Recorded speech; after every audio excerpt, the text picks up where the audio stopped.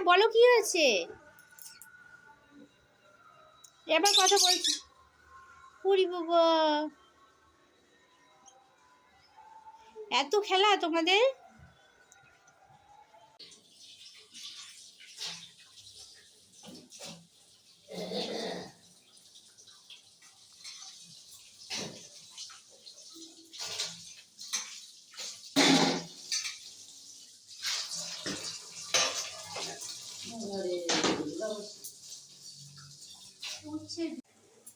Good morning বন্ধুরা, শুভ সকাল। সকলে কেমন আছো? নিশ্চয়ই তো ভালো আছো। অনেকদিন পর আবার ব্লগ করছি, কেন সংসারের চাপে আর ছেলেমেয়ের পরীক্ষার কারণে কোনো ব্লগ করতে পারিনি। আর যারা তো সংসার মানে অনেক বড় দায়িত্ব, কর্তব্য, করে ওঠা হয় না। সকাল থেকে রান্না বান্না, কখন ফোন ধরবো, কখন ভিডিও করবো, কিছুই হয় না। তো আবার নতুন করে আবার ব্লগ করছি, তোমরা দেখো আর পাশে থেকো। আমার ভিডিওগুলো ভালো লাগে একটা করে লাইক কমেন্ট করো আর সাবস্ক্রাইব করো চ্যানেলটাকে। আর প্রতিদিনের ডেলি রুটিন তোমাদের সঙ্গে আবার শেয়ার করব, ছোট হোক বড় হোক, যেমন হোক তোমাদের সঙ্গে শেয়ার করব। বন্ধু হয়ে বন্ধুদের সঙ্গে সব কথা শেয়ার করা যায়, তাই না? এদিকে রান্না তরকারিগুলো সবই হয়ে গিয়েছে, শুধু শাকটা নামাবো আর ভাত বসাবো। দেখো শাকটা হচ্ছে, আর ভাতের জল তো রেডি করে রাখলাম, 4 কৌটো চাল দিয়েছি, আর অল্প ভাত আছে, একসঙ্গে মিশিয়ে ওটা করে নেবো। ভাত থাকলে ঠান্ডা রুটি খাই তো, ভাতটাকেও খেতে চাই না। ওই ভাতটা, চালটা ফুটে যায় ভাতটার মধ্যে দিয়ে ফুটিয়ে নামিয়ে দিই, ভাত পুরো ঝরঝরা হয়ে যায়, খেতে খুব ভালো লাগে।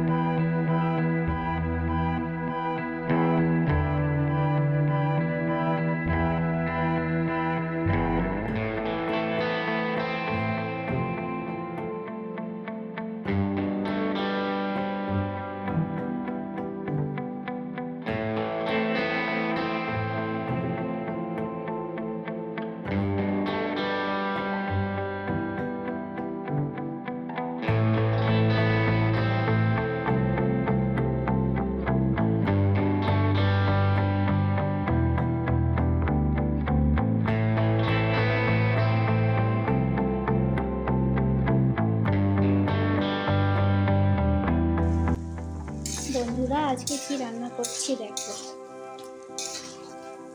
শীতকালে তো পাঁচমিশালি চচ্চড়ি খেতে খুবই ভালো লাগে, আর তার মধ্যে শুধু একটু ধনেপাতা। এখানে দিয়েছি দেখো পালং শাক, শিম, বেগুন, তার মধ্যে একটা ছোট আলু, আর দিয়েছি মূলোর ডাঁটি ছিল কতগুলো, মূলোর ডাঁটি, একটা মূলো, আর বাঁধাকপির ডাঁটি, সব কিছু সিদ্ধ করে নিয়েছিলাম। সিদ্ধ করে রসুন লঙ্কা আদা বাটা দিয়ে তেল।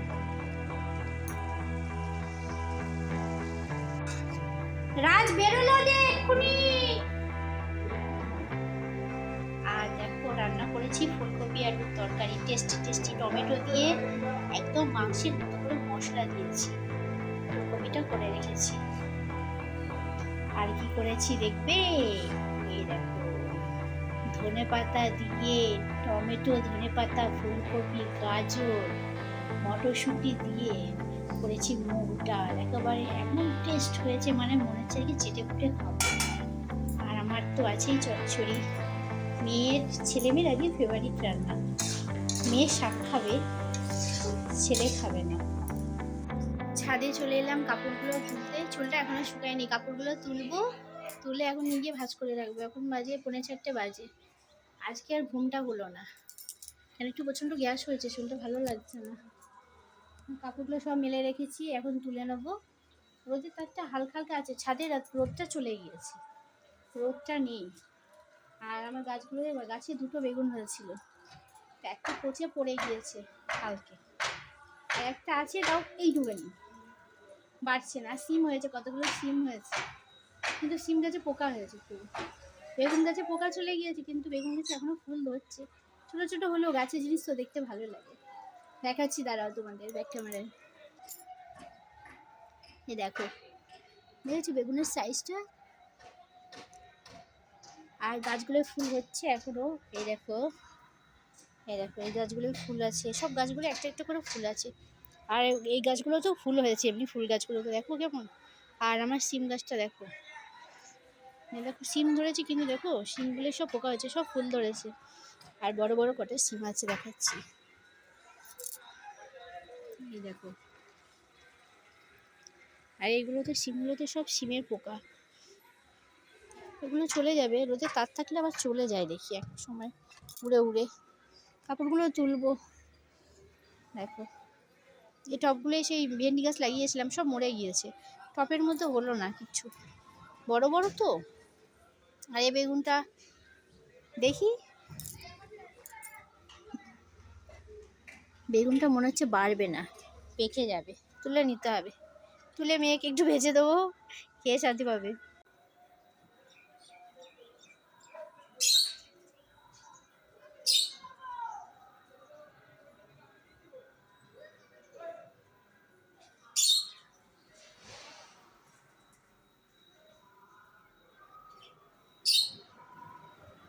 মেয়ের প্যান্টটা শুকাই।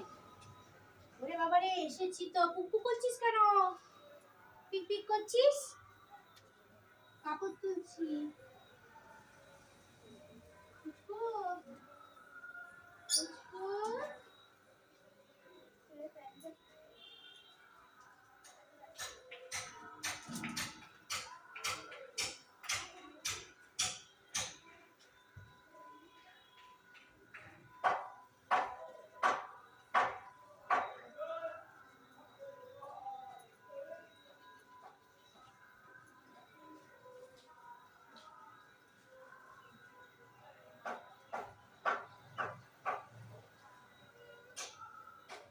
কিছুটা কাপড় শুকিয়েছে, কিছুটা কাপড় শুকায়নি।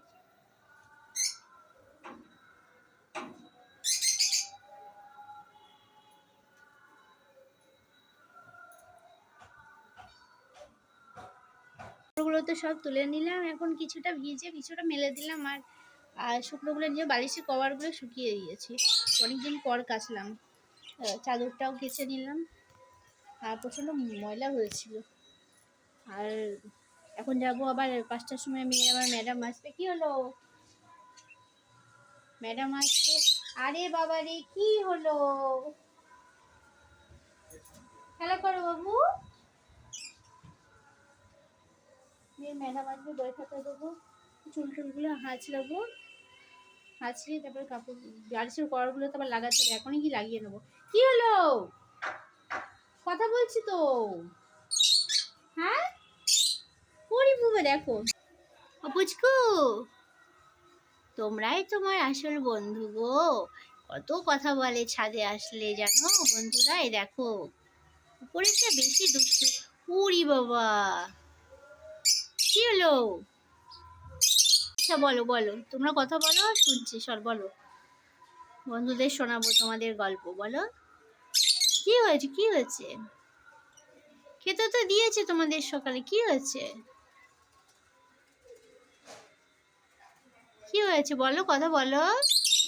আমি চলে যাবো এখন, কাপড় তোমার তোলা হয়ে গিয়েছে।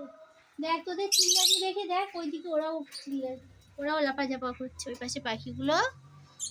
পুচু, ও পুচু, চলে যাচ্ছি আমি তাহলে। দেখো, ঠান্ডার জন্য কি করেছি, কাছের জানলা তো, পর্দার নিচে উপর দিয়ে আবার একটা তার টাঙিয়ে দিয়েছি, তার উপর একটা চাদর ছেড়া দিয়ে দিয়েছি, যাতে ঠান্ডাটা ভিতরে ঢুকবে না। আর বাচ্চা তো ঠান্ডা লেগে যায় চট করে, আর ঠান্ডাটা ঢোকেই না রাতে। কালকে রাতেও প্রচণ্ড গরম লেগেছে ভিতরে। বালিশের কভার করে লাগায়। 4 জনের 4টে বালিশ, আগে ঘরেরটা লাগিয়ে নিই, তারপরে আবার ওই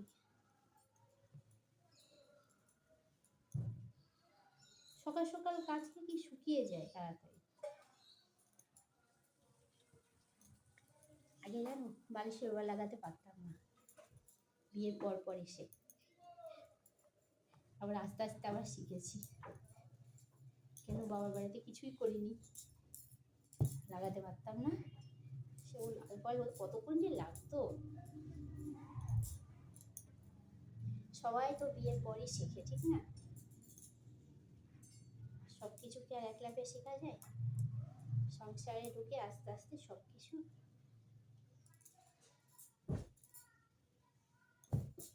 বর এক একদিন তুলে দেয়, বিছনা তুলে দেয়, যখন না পারি বলি দাদি একটু করে দাও না গো, তখন তুলে দেয়।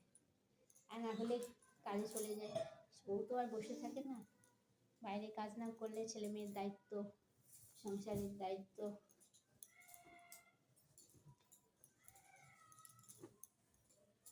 নরম বালিশটা নিয়ে মাথায় দেয়, নরম, বেশ শুয়ে আরাম পায়। ওমা মারে, হয়েছে লেখা? মেয়ে এখন পড়তে বসেছে, বিকালবেলা মেয়েটা বসে বললাম গিয়ে কি করবো, মাথাটা আঁচড়াও, সুন্দর করে মাথা আঁচড়াও, ম্যাম আসবে, সুন্দর করে মাথা আঁচড়াও। না মা, বিকালে একটু পরিষ্কার পরিচ্ছন্ন হতে হয়, কেন বোঝো না এগুলো? আগে তো ঠাকুর ডাকছে কেন পড়াছি আমাকে পড়াছো?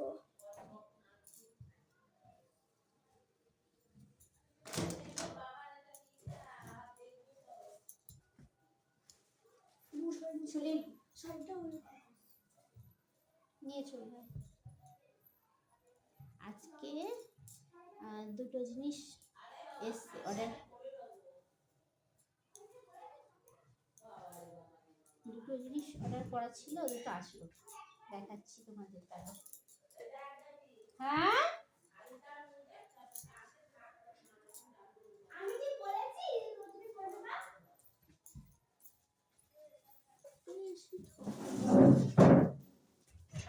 দেখি দেখা, একটু দেখা, একটুখানি দেখা। বন্ধুদের এরকম তো বরের জন্য জ্যাকেট অর্ডার করেছি, ভালো এসছে মোটামুটি। আর এটা একটা শাড়ি, বাটি প্রিন্টের শাড়ি, কালারটা দেখবে, শাড়িটা খুব ভালো এসছে। জ্যাকেটটা এসছে মোটামুটি, কিন্তু শাড়িটা খুব ভালো এসছে। এটা মাসির জন্য কিনেছি, আর এটা বরের জন্য। দুটো শাড়ি কিনেছি সেম সেম, মায়ের একটা, মানে আমার মায়ের একটা, আর আমার মাসির একটা, বড়দিনের জন্য। বাটি প্রিন্টের শাড়ি, মার খুব শখ ছিল বাটি প্রিন্টের পরিসরের শাড়ি, তা মাকে